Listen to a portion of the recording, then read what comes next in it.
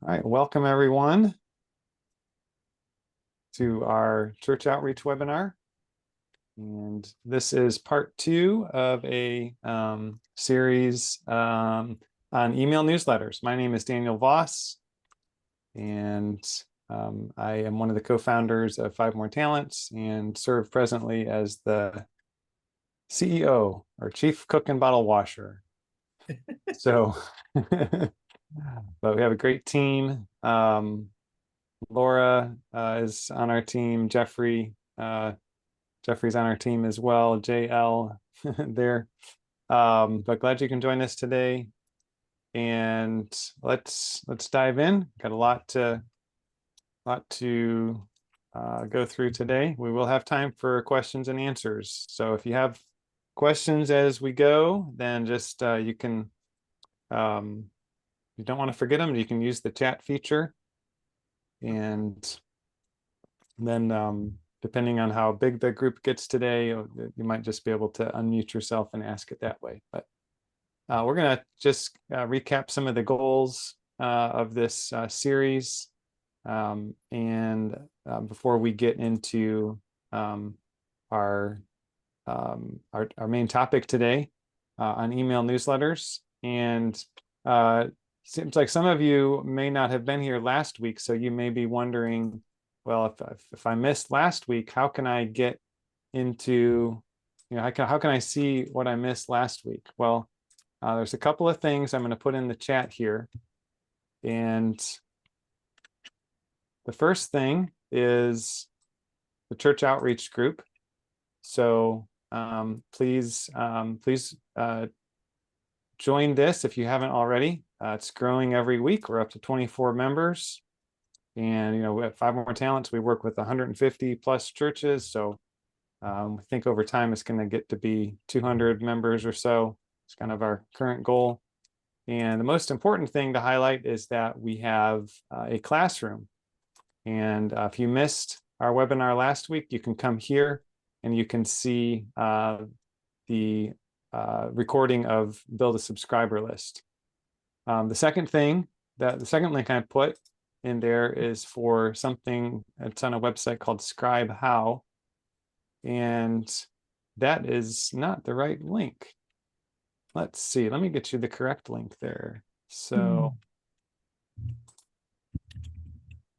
bear with me one moment. So I'll put the correct link in here. What this is basically a list of the different how-to guides that go along with the different steps in setting up an email newsletter on your website. So let me put the link to that in the chat. And here it is. So that will give you this link. That'll kind of help you get caught up if you missed last time. But let's go ahead and talk about our goal. So if you've been with us, you'll notice our goal is the same, but we're as it's been. But I want to talk about it a little bit differently today than what I've been doing the past few months. Our goal is to help you cultivate robust church outreach ministries, and these webinars is one of the ways that we do this, but it's not the only way. So let's just walk through what each of these words mean. So cultivate, you can see a picture here of a farmer and his tractor in the field. And there's a lot of different things that, of course, go into agriculture, farming, that go into gardening if you have a garden. And I believe it's clear from Scripture that ministry follows very similar principles. I mean, if you start to think about it, there are so many metaphors throughout Scripture that compare our Christian life and ministry to agriculture and farming and gardening, right? And so cultivation has a lot of different aspects to it.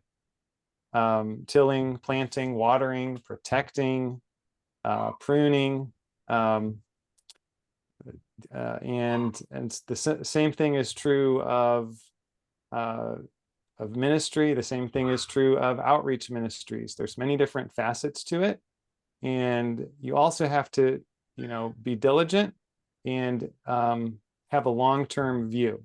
So that is what we're trying to do, and that's our conviction. Next thing is robust. So robust actually comes from the Latin word for oak tree, right? So if you think about an oak tree is a very sturdy tree. Oak trees, I learned this morning that some oak trees can live for 400 to 600 years. An oak tree can produce 1 million acorns in its lifespan. An oak tree can weather many storms and adverse conditions. So that word robust, when we're talking about cultivating robust church outreach ministries, that word should remind us of an oak tree. Again, there is that long-term view, that long-term perspective, but also that sturdiness and ability to weather storms. And then outreach, just a clarification here. Outreach, and this is from the OPC Church Planting Manual, because so many of the churches that we work with are in the OPC denomination, but we also work with many PCA churches and ARP churches. But the way that the OPC Church Planting Manual defines outreach is bringing the work of the church before the people of the community. So that is what we're seeking to do. And now I'm showing you a picture of Martin Luther's study in Wartburg Castle. So that's obviously a big transition. We went from people jumping up and down and oak trees, and now we're looking at Luther's study. The reason for that is because I think it's sometimes churches can not appreciate the importance and the role of communications media in the spread of the gospel. So you think about this time in Luther's life. I'm not a Martin Luther scholar, but he was hiding in this castle, and yet he, through the written word and through the printing press, he was able to continue his ministry. And other scholars have noted that Luther possessed a great deal of media savvy. The printing press was a relatively new invention, and while many of the other people of Luther's time were kind of stuck in this mode of publishing big books, Luther, in talking with the printers of the day, the people that ran the printing press businesses, realized that it was possible to quickly produce small pamphlets. And so Luther embraced this new technological innovation. And so this was an example of how the creative use of media technology was actually very important in the spread of the Reformation and the spread of the gospel and recovery of biblical teaching.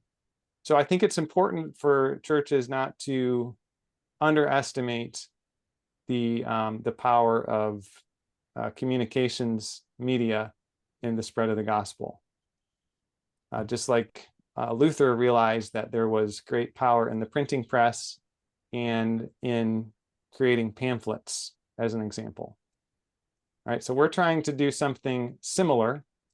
And so in addition to these webinars, we are introducing some new services that you may have heard about. One of them is the Outreach Incubator. and the other one is group coaching. So I'll be talking more about these in the coming weeks, but just to give you a few more details, these are the full launch of these is going to be at the beginning of 2025, but I'm talking about it now because I know that a lot of churches are forming their budgets for 2025. So the idea is that we're trying to equip you to consider whether one of these things would be helpful in your church budget for 2025, either the outreach incubator or the group coaching. So the incubator is something where we come alongside your church for 12 to 15 months, and it's broken into 3 phases. During the first phase, we build a custom outreach system for your church. Typically, this would take about 3 months, and this would be customized to the opportunities and that you see in your community and the particular challenges that you're seeking to overcome. So phase 1 is where we build that customized outreach system that incorporates your website. It incorporates online advertising. It incorporates follow-up via email newsletter. It can incorporate text message-based follow-up, but it's customized to the needs of your church. During phase 2, if you look here on the left, you can see there's a phase and a phase 3. During phase 2, which is about a 6-month process, that's where you have you've identified some folks in your church that can be trained on the various processes that are involved in running the outreach system. And so that's about a 6-month process where the focus is training while we continue to also run online advertising for your church as well. And then phase 3, the last 3 months, is where that we transition the ownership of that system over to the church so that you can fully run it on your own, and you don't need 5 more talents holding your hand anymore. So that's the church outreach incubator. The other thing is that we're introducing, again, this is the big launch of this is January 2025, but we are doing a small limited launch at the beginning of October for anyone who might be interested, and there's a reduced price on that, which I'll share at the end of today. But the group coaching is something that would be a 90-minute meeting twice a month. We would make sure to schedule it at times where you can come, and this would be much more interactive than these webinars. You can see the agenda here on the screen, and it's designed to really help you build that robust church outreach ministry, where you can basically get feedback to the what you should do next, and feedback from the 5 More Talents team, feedback from other church leaders. So I'm really excited about the possibilities of this, and I wanted to make sure you knew about these things. So if you're interested in learning more about either of these things, we can talk about them in the Q&A today. But the other thing to do would be to book a meeting with Laura, who is on the webinar today, and she would be happy to talk with you more about them. You can see those links I posted in the chat. The first one there is where you can book a meeting with Laura. All right, so that's the end of the advertisement. So everybody breathes a sigh of relief, right? So now we're to we're going to get into the focus of today's webinar. So these webinars are walking you through 4 specific proven methods of outreach. We're not trying to reinvent the wheel. And the principles of outreach are really I would say the same as they've always been. And there's so much that has stayed the same. since the time of Martin Luther, for example. But of course, the technology keeps changing. But even with all that technological change, where now we have, we still have the printing press, but now we have all these digital media. The basic principles, I would argue, are still more or less the same. And so in these webinars, we're systematically going through these 4 topics. First, advertising. Secondly, publishing newsletters, which is the topic of today. Thirdly, organizing and promoting public meetings or vacation Bible schools or conferences. And then fourthly, distributing recordings and transcripts of sermons and teaching. So if you want to learn more about those things, join the church outreach group that I was talking about a few minutes ago, and you can find our courses on local SEO, which is a form of advertising. You can find our courses on sermon publishing, very detailed, how you can increase your website traffic 5 times or 10 times or more just through publishing your sermons online in specific ways. All right, so yeah, when you join the church outreach group, please do that today. It's free. There's ways you can interact with 5 More Talents team. You can actually contact us via the live chat feature of the church outreach group. You can post messages there, and you can get access to all those recordings. All right, so let's talk about our topic today, newsletters. So just to recap from last time, why are they important and what are they useful for? So they are a follow-up tool. They're a very helpful follow-up tool. And one statistic I saw recently is that if you and this would be from the world of business. So we have to adapt somewhat to the context of church and outreach ministry, but in the world of business, it is common to talk about the importance of follow-up. And what most people have found is that you have to follow up with somebody at least 7 to 12 times before you can be confident that they have actually understood what you are inviting them to, what you're offering, what you're trying to persuade them of. So it's very important. I think the principle is I think the same, or there's a very similar principle when we're talking about outreach ministries, and that's the principle of follow-up. When a visitor comes to the church, then one of the things that you can do is you can put them on a newsletter or offer them the ability to subscribe to a newsletter or have the option of doing so that they can then be notified of what's going on in the church. And of course, they're also helpful tools just to keep the congregation informed. So that's why we're talking about newsletters, because they're crucial for follow-up. And it is, you can't have a robust outreach ministry without follow-up. All right, so the specific piece of technology that we're looking at in these webinars is something called MailPoet. So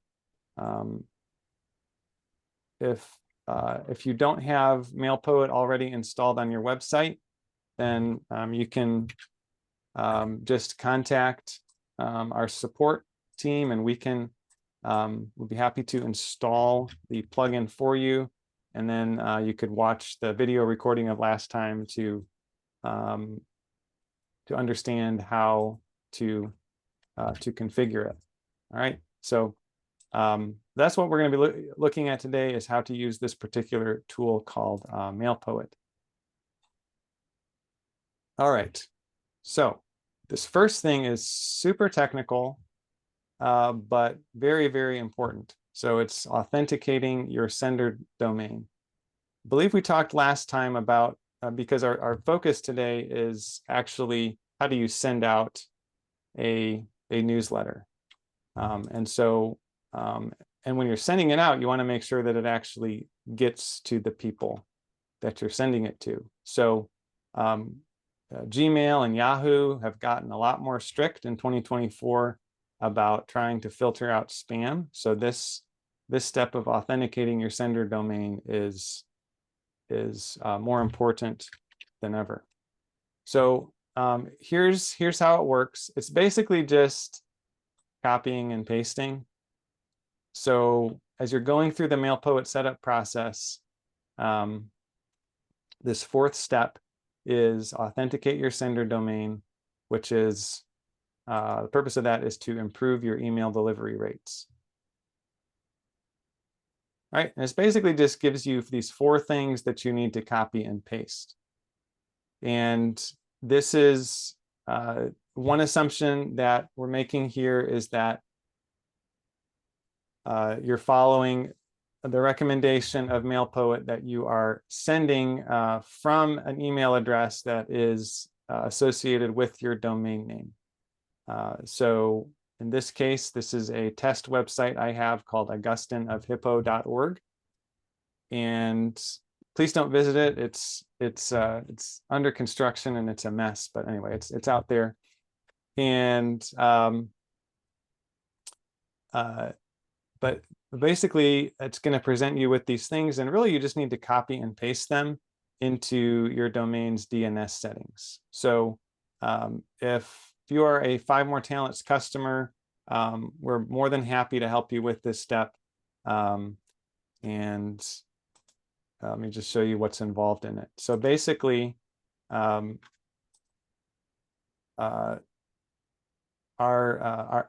standard process is to store the DNS records in Cloudflare. And so there's all kinds of different places where DNS records can be stored.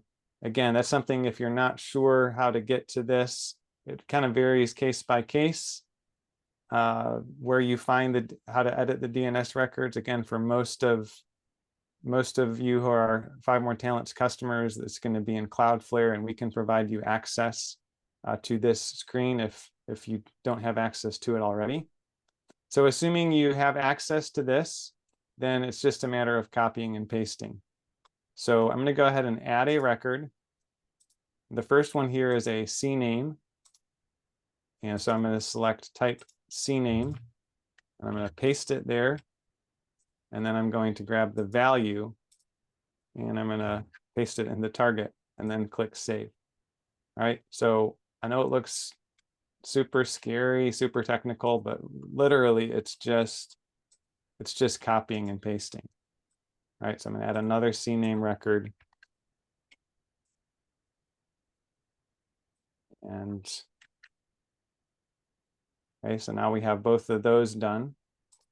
And then this one here, going to, there's a TXT record. And we're just going to paste in the content.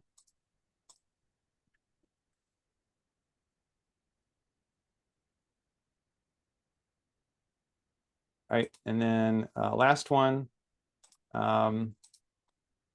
Let's see. Okay, so this one, it already has a DMARC. So if you see, I'm just going to not include that for now and see what it does. So then once you're done, you click verify the DNS records. Okay, now this is very common. All right. So you can see, actually, if you look at this, it says no record found. All right. This is very common when you click the button, is that it takes a while for MailPoet to detect them. If you look at this, it's already detected these ones. All right. So it's just these first 2. I'm going to just click again. Okay, and it's still not finding them. So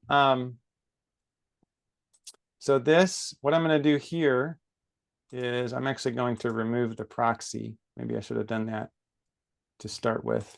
And again, this is something you could just contact our support and we can help you with this. I'm going to click again. Okay, now it found that second one. Every time I've done this, it always it always takes a little while. All right, so let's see here. There we go. Okay, so finally it got it. All right, that's standard in that process. And now that's verified. All right, so we finished that step. If you do that step and you click the button and it can't find them at first, I guess the lesson learned here is for the CNAME is just do DNS only and just keep clicking the button and eventually it will find them. And if not, then just contact 5 More Talent support and we can sort it out for you. Okay. All right, so that was the super technical part. And now let's get into the fun part about actually creating an email newsletter. And again, as we go, just feel free to type in questions into the chat and we will have a time for questions and answers in a few minutes. So this, we're going to look at how do you actually create an email newsletter. So for this one, I'm going to switch over to a church website and we go over to the MailPoet home. On this one, all the setup list has been completed. The sender domain is authenticated. All these steps are done. So I'm going to dismiss that. And so we're going to go over to emails and click on new email. All right, you can see there's actually different kinds of emails. Today, we're just going to look at sending a newsletter. And the next week, we're going to focus on latest post notifications, which is an automated type of email. It'd be a massive time saver. But this newsletter is really more if you're wanting to send a one-time sort of email blast that's just customized to whatever it is that you want to say that week or that month. All right, so as we saw last time, there's a lot of different templates that you can use. And MailPoet is a general purpose tool. It's not specifically for churches, so there's all kinds of different things in here. But they do actually have one for churches. And so I'm going to just use this one if I can figure out how to get to it. Let me select it. There we go. All right, so the first thing I would do is kind of saying this tongue in cheek, but never, ever, ever use Comic Sans. This font. It's fine if you choose to use it, but what you probably want to do first is adjust the styles. So here you can control the headings, right? So if you just select various things for heading 1, right? So I would recommend not using Comic Sans. It's just such a horrible font, in my opinion. So I'm gonna just choose this other font here, and that has now changed those headings. And you can also change the body text, different options. All right, and then let me change that as well.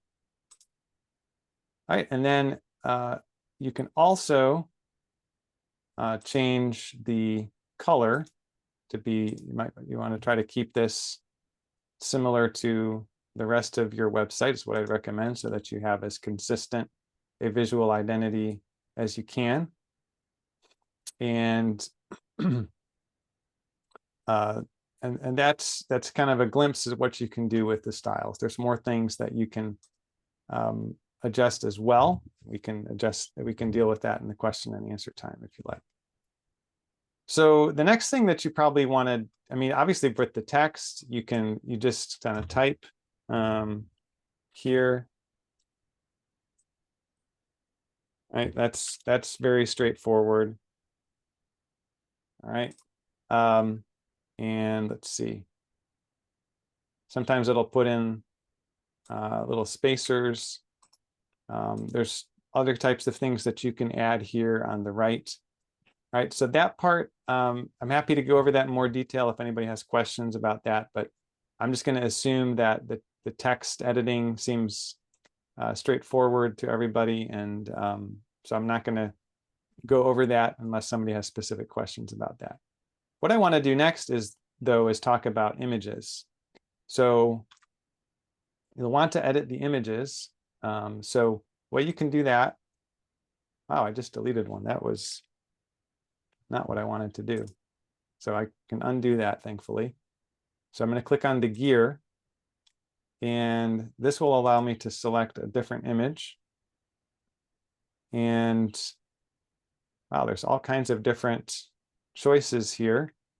So I'm just going to try that one. So, all right, so that's how you can change the image, and you can look at other options as well. Let's see. You might want to put a logo up here. That one looks very grainy, so I wouldn't recommend that, but you can adjust the width. All right, so you could also maybe just consider putting some kind of a photo in there, and select this one. That one's too, let's see. That's very grainy, so I'm going to select a different one.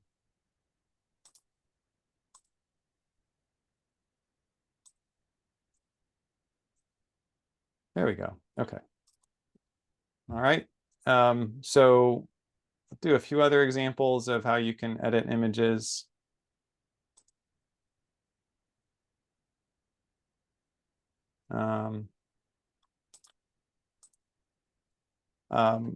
One thing to note with these ones is that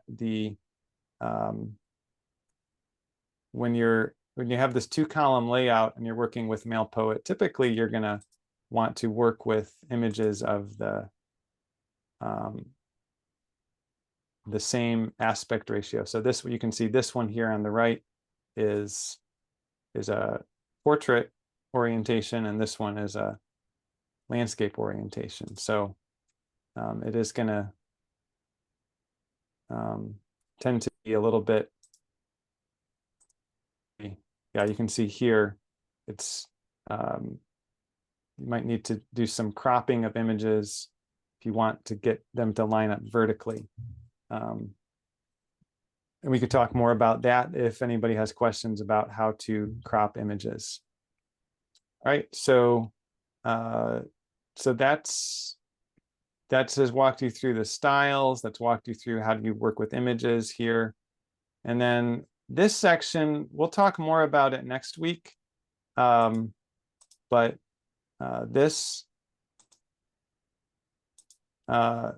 is a element that basically will show you the latest. Well, it'll look and it'll automatically just detect what are the most recent items in a particular category of your website. So this can be a really helpful time saver. Right, and then of course we need to put the subject.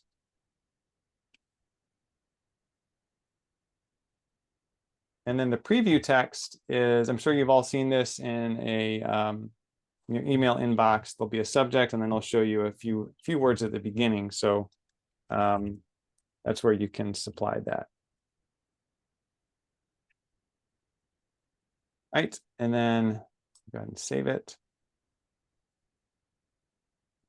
Right, and then you can preview it.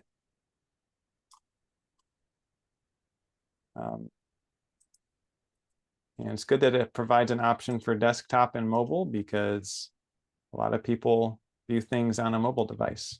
You can also send a preview, which I always recommend you do that and then test all the links before you actually send it out to your list. All right, and that's the crash course and how do you put together a visually appealing email newsletter in MailPoet. And let's look at what the next thing here is. So this next thing is a little detail that I recommend that you do that helps with your local SEO.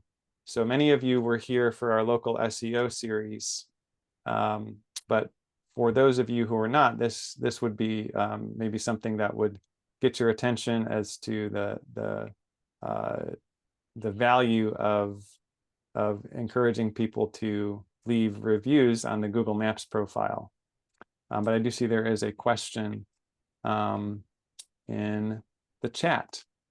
All right, does the bottom section also let you display upcoming events? So let's see.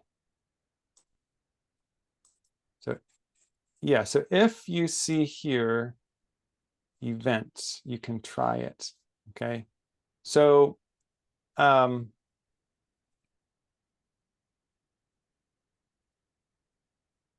okay, so I would say this, yeah, so the answer is yes, but you would need to, a lot of times there are recurring events.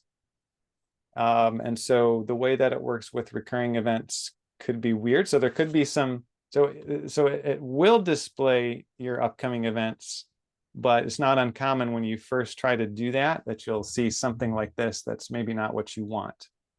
So this is where the power of categories and tags comes in. So what you probably want to look at and think about is which events are you really wanting to highlight? Which events should you put in as single events? Which events should you put in as recurring events?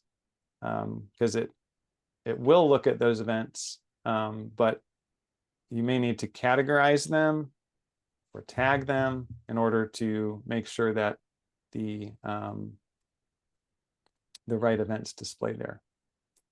All right, Ron has a great question about the templates. So I did select the church template, but you can use any of them. And let's go back and look at them. Let's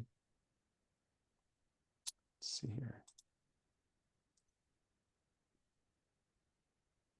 So yeah, you can really, any of these, you can select just whatever you think looks good as a starting point.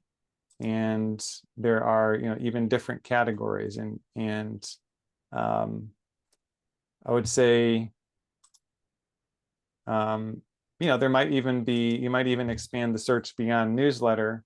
There might be some designs that are just, technically they're not categorized as a newsletter, but you could still adapt any of the designs to have any of the features that that MailPoet provides.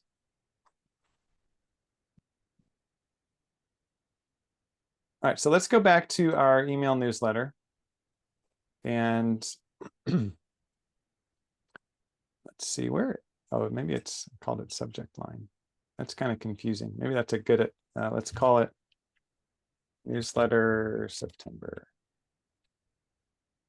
All right, so what I want to show you is how to add a button that that links to where people can leave an online review of the church on the Google Maps page. So some of you, I think I've seen this before, but some of you have not. So the reason for this is that one of the most important things that churches can do to increase the visibility of their church website and online searches for church near me, which, as I've said many times before, the searches for church near me are double or triple what they were in 2020. So more people are searching for church near me than ever before. So if you want to maximize your church showing up for that search, then one of the key factors that Google looks at are the online reviews. And a newsletter is a great place just to provide easy access for people to do that. So let me just show you how to do that. All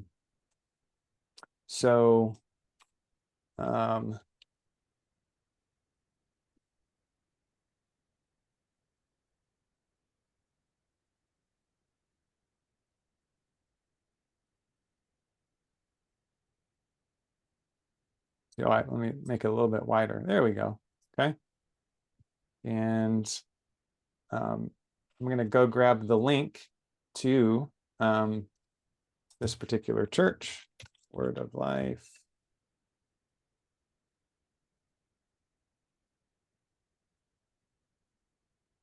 Okay.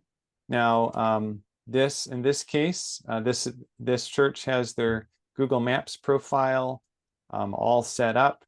I am one of the managers of this profile, so because of that, this is what I see. If this is new to you, if you're not sure what to do here, then I would recommend that you go to the church outreach group and go to local SEO for churches, and look especially at part 1 and part 3. We kind of go through all the steps of how you get to this point of having this this panel, Your Business on Google. And so there's this button that says ask for reviews, and it gives you a review link. And what's great about this link, see if I can do a demo in a second. All right, is that, let me do a preview. So when people click on it, it literally takes them directly to the spot, right, where they, where you can leave a star rating and then type some words there. All right, so it makes it super easy for people to do that.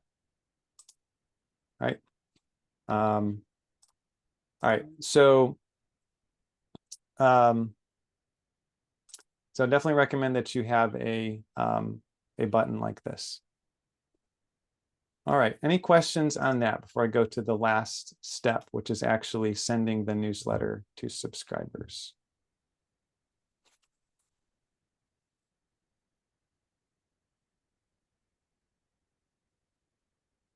All right, so sending the newsletter is very easy. So let's go back to our, oops, let me go to the correct website here.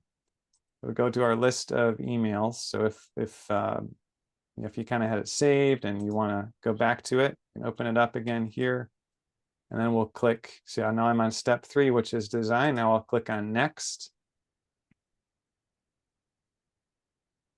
And you can choose which list. So just kind of file that away in your mind. Next week, we're going to look at how you could set up 2 lists.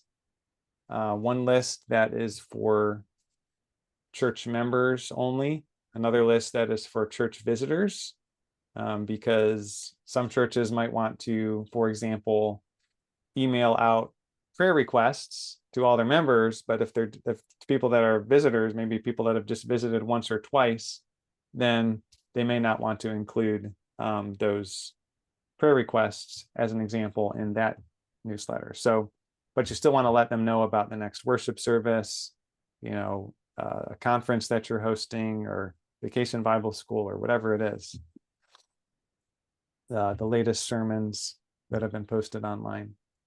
So here I've selected the email list, and you can actually customize the sender and the reply to on a case-by-case basis. And then you can either you can schedule it. So if you want it say to go like next Tuesday at 9 a.m., then you can do that. Or you can just click send.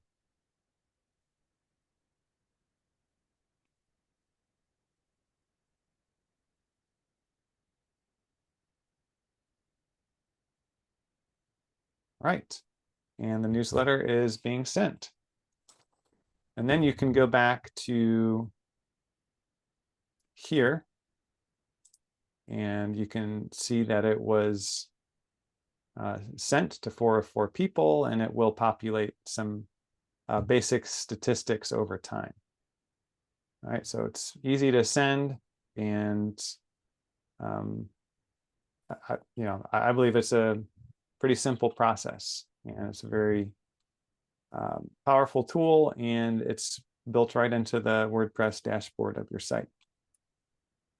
So that is the last of the how-tos that I had for you today. What questions do y'all have?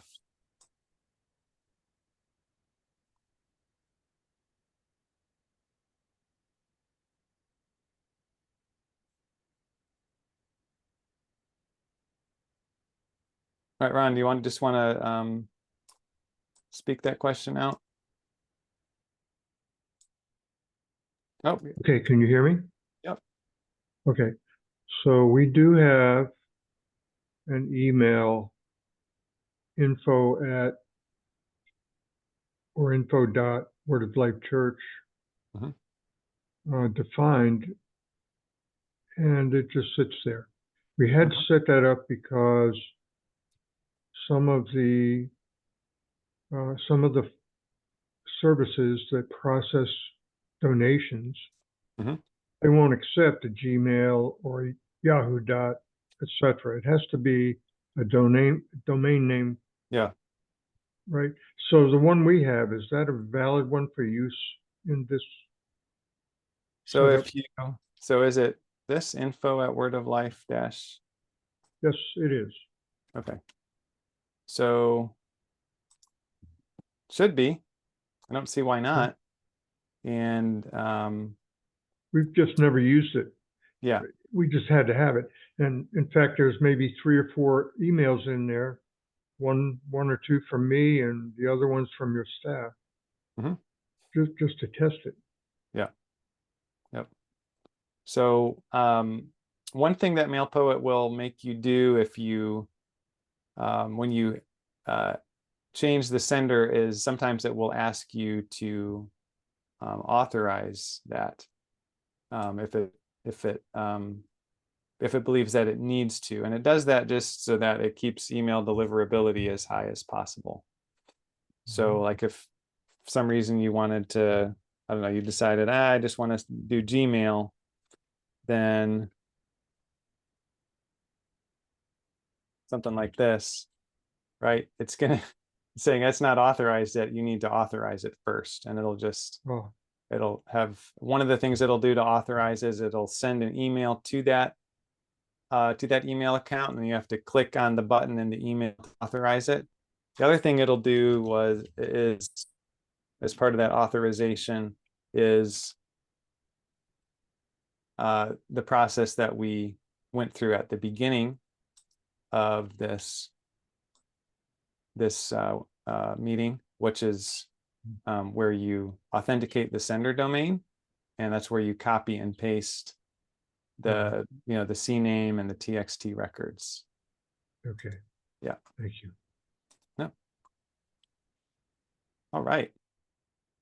Any other questions? Okay. So Joe, good question. Why don't you unmute yourself? Yeah, I'm kind of curious. I signed up for the church outreach group, and I noticed that this Skoll is a platform of some kind. There's all kinds of information there. What is that all about? What is that? Yeah, it's basically it's a platform that anyone can use to create a group like this. So we evaluated a few different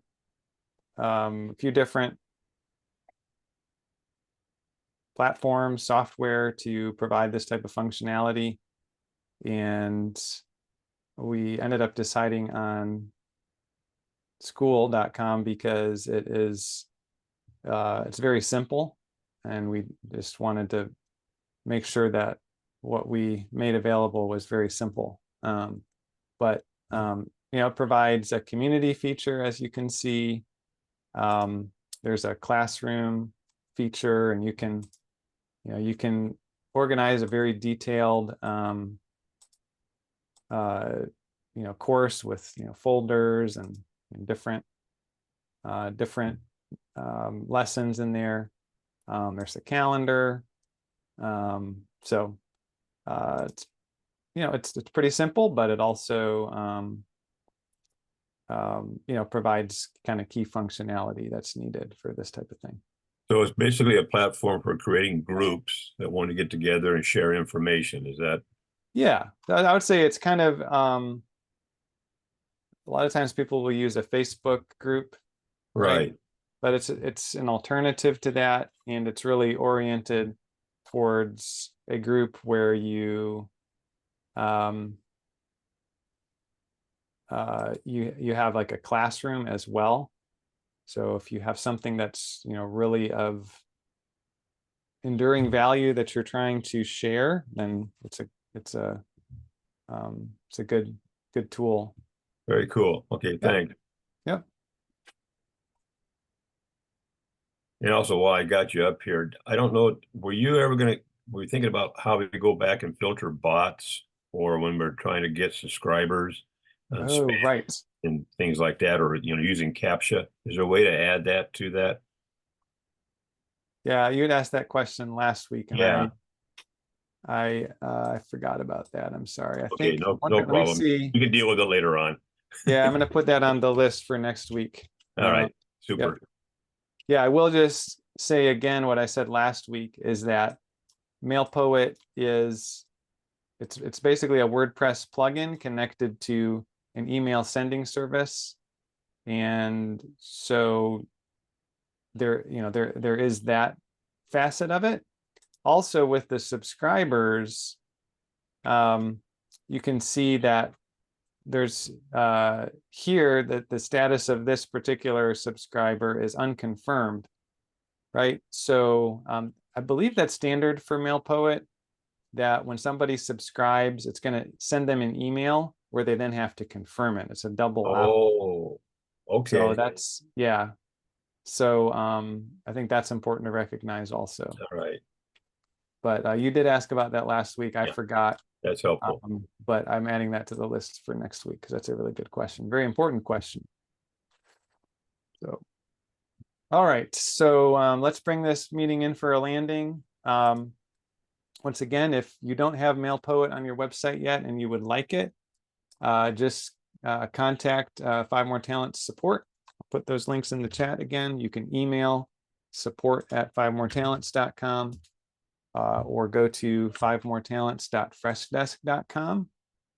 And this is what it looks like for us, but for a customer, it looks like this.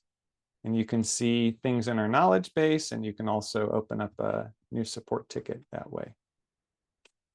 So just contact us if you would like that MailPoet plugin installed. All right, next week, we're going to have our third and final installment in this email newsletter series. And this is going to be focusing on creating an automated email newsletter that checks your website for the latest content, say on a weekly basis.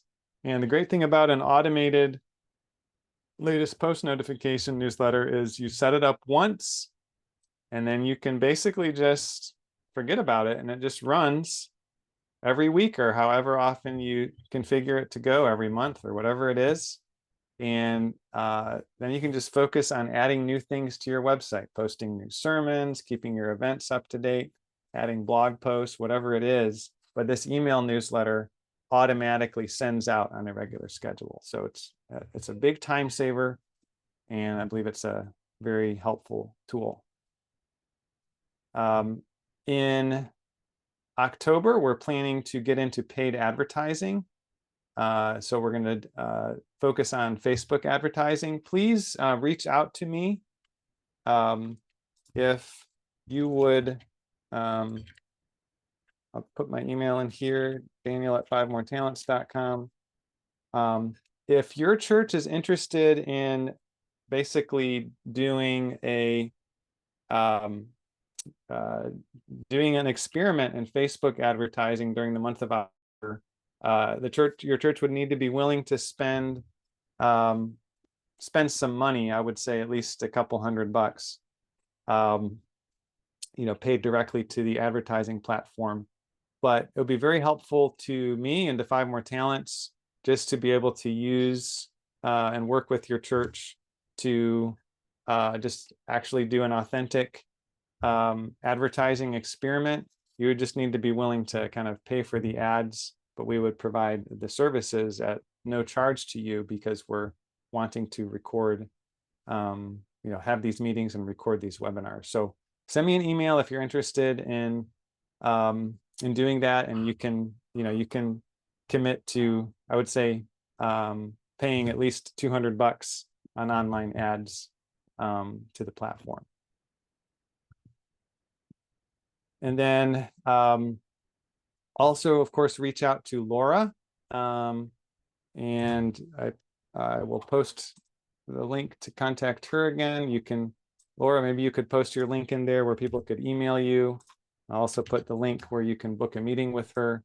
So the big launch for the group coaching and the outreach incubator are January 2025, but we are doing an introductory offer. If you sign up before the end of the month, 40% off, starting, and these would start in October. And so that would bring the group coaching to $300 a month and the outreach incubator to $1,500 a month. So reach out to Laura if you're interested in either of those things. Love to talk more with you about that. Or even if you're just possibly interested in this for 2025, we have some materials that we're putting together that you can, bring to a church session meeting or a committee meeting. And let's see, let me find, should have had this ready at hand here. Trying to find the PDF. There's a PDF that we have. Here it is, found it. Okay, so we have this PDF that can, that's just kind of a one-pager. You could bring this to a meeting that kind of summarizes these different options. So definitely encourage y'all during this season when many churches are looking at your budgets to consider whether those could be helpful to you in cultivating a more robust church outreach ministry.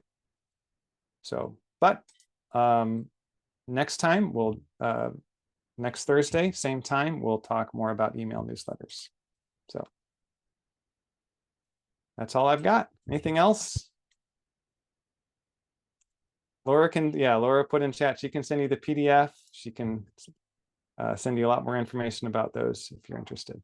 All right. Thanks, everybody. We'll see you next week. Thanks, Daniel. Yep. Bye. Bye-bye.